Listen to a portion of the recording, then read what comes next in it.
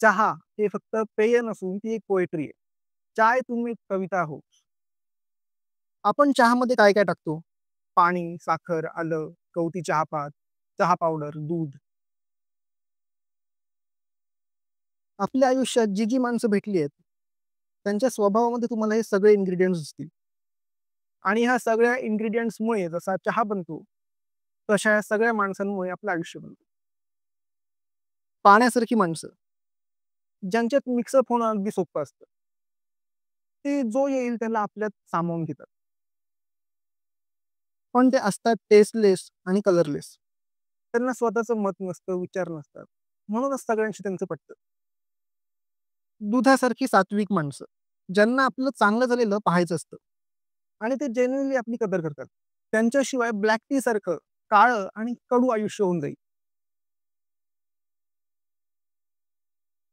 साखर पेरणी करणारी माणसं, गोड असतात, पण जास्त साखर म्हणजे डायबिटीस. त्यामुळे अति गोड माणसांपासून थोडं लांब राहायचं. आल्यासारखी तिखट पण फटकळ माणसं, ह्यांना आयुष्याने आणि परिस्थितीने इतकं चेचलेलं असतं, त्यामुळे ती तशी झालेली असतात. पण त्यांचा एक स्वतःचा फ्लेवर आणि अरोमा असतो. गवती चहा. आता नीट ऐका. ह्याच्या नावात जरी चहा असला, तरी हा चहा नाही. आपल्याला असे मित्र, मैत्रीण, गर्लफ्रेंड, बॉयफ्रेंड, नातेवाईक भेटतातच, ज्यांना भेटून असं वाटतं तूच आपलं आयुष्य. तुझ्याशिवाय टेस्ट नाही आयुष्याला. पण तसं फक्त वाटत असतं. चहापातीवर एकदा उलटं बोट फिरवून बघा. असं कापेल, तेव्हा कळेल, अरे ही तर चहापात होती, चहा नाही.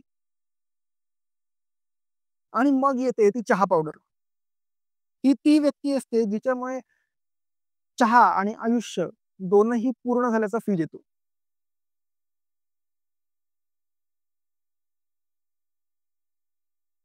आयुष्यामध्ये अरोमा ॲड करणारी, फ्लेवर ॲड करणारी ही ती खरी व्यक्ती असते. बऱ्याचदा चहापात आणि चहामध्ये कन्फ्युजन होऊ शकतं. मग ब्रेकअप होतात, डायव्होर्स होतात, एक्सेट्रा, एक्सेट्रा. म्हणून चहा ही खूप मोठी फिलॉसॉफी आहे. कधीतरी यावर सविस्तर बोलू.